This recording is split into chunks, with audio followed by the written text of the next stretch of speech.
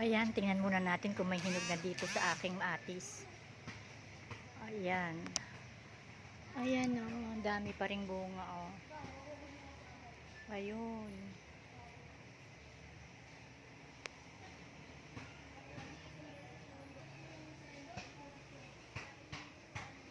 Ito, malapit na. Oh. Ayan, pwede na yan. Oh. Oh, di ba? Ang laki. Ang dami pa rin yung bunga oh. Maliliit pa iba. Yung iba malapit na.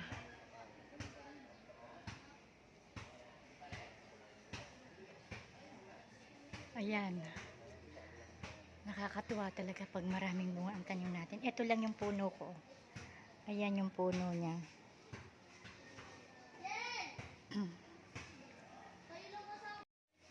Bali, dalawang puno ito. Ito pa.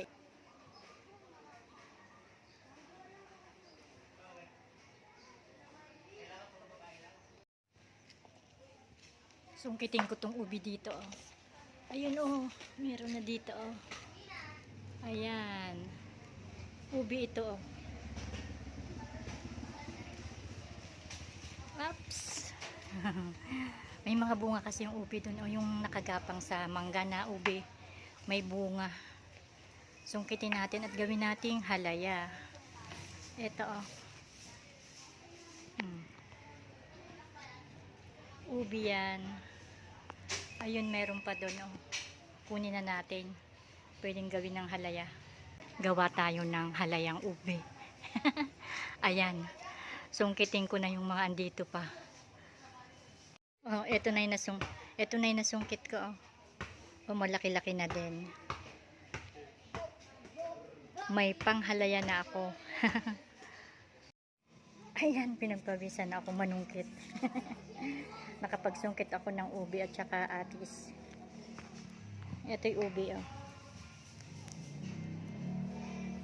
O, nakakuha ako ng 4 na pirasong ubi. May maluluto na akong pang dessert. Ayan, at ito nga ang na-harvest ko ngayong araw na ito. May ube. Meron akong ube. At itong ating atis, o, di ba? Ang laki nitong atis, o. O, mga kalahating kilo ito. Sobra pa sa kalahating kilo.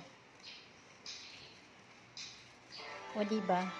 Nakakatuwa pag namunga na ang ating mga tanim.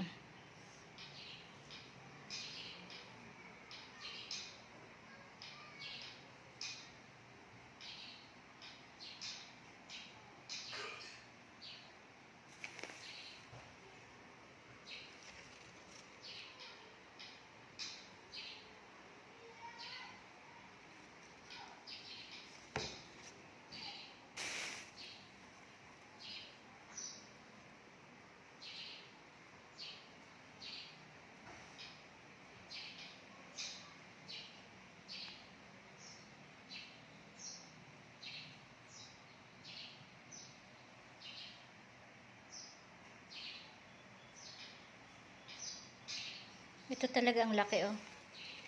Ang laki nito, oh.